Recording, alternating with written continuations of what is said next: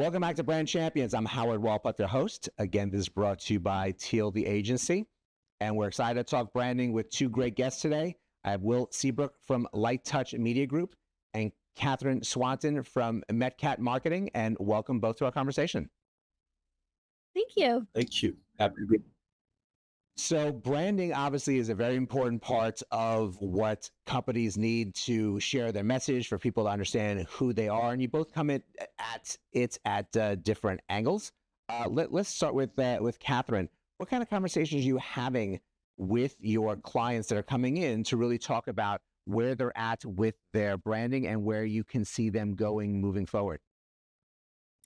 So I primarily work with nonprofits and small businesses. And my first question is, when people think of you, what do you want them to think? And we're going to tailor our branding specifically directly towards that.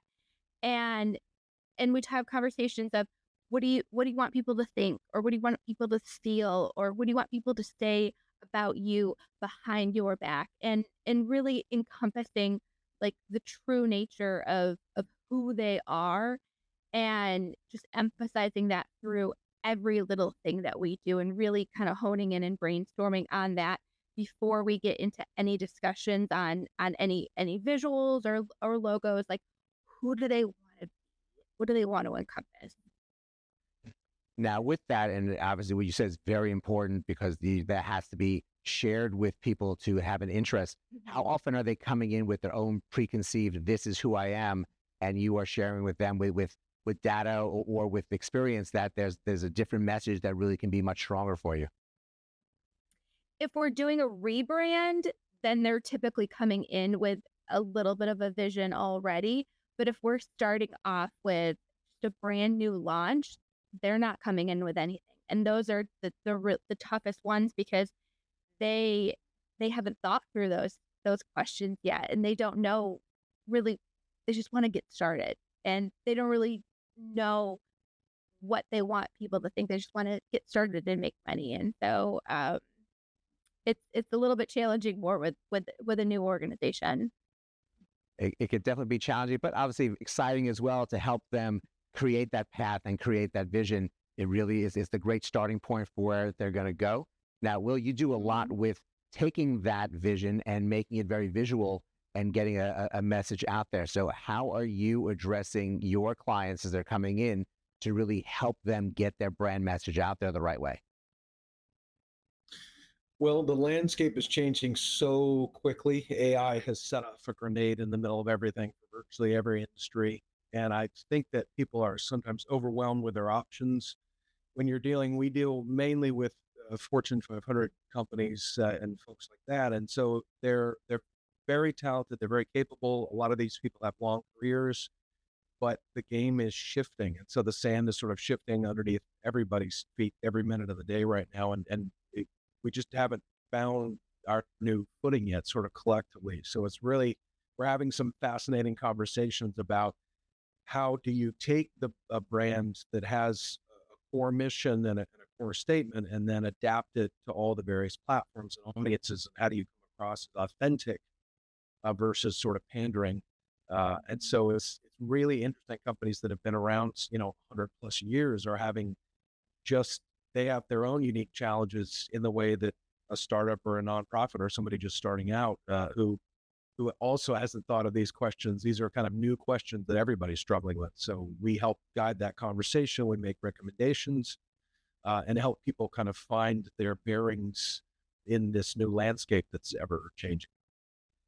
That can be very confusing. That can be very exciting, because there are different platforms who speak to different audiences. But with some of your larger Fortune 500 companies, they may actually have different angles to hit different parts of their avatar, their target audience, that you get an opportunity to speak differently on LinkedIn or Instagram or just regular TV and radio ads, as opposed to what you might be able to do on TikTok and get their attention in different ways. Are you finding that it gives you more of a creative opportunity, or is it just much more data driven that you have to figure out exactly where the message really sits in? We really consider ourselves advocates for the end user, the audience. And so we really try to understand basically three things. who is the audience for this very specifically, really obsessively try to get in their head, and how can we be most helpful to them? How can we share the most helpful information? What is the context? Because a national TV commercial is completely different than a LinkedIn post or an Instagram reel, et cetera, or a trade show video, for instance. And then what is the exact outcome we're trying to facilitate? And so if we answer those three questions really, really well, the rest is really sort of dictated by best practices, when in Rome. TikTok could not be more different than LinkedIn. They're both social media sites, technically, right? But everything about it, who you're talking to, what you're saying, people's expectations, best practices are entirely different between those two things. So it is really fun and interesting to take a core value proposition and say, how do I speak through the language of TikTok on this, if that's even appropriate, right? That just doesn't also work for the company.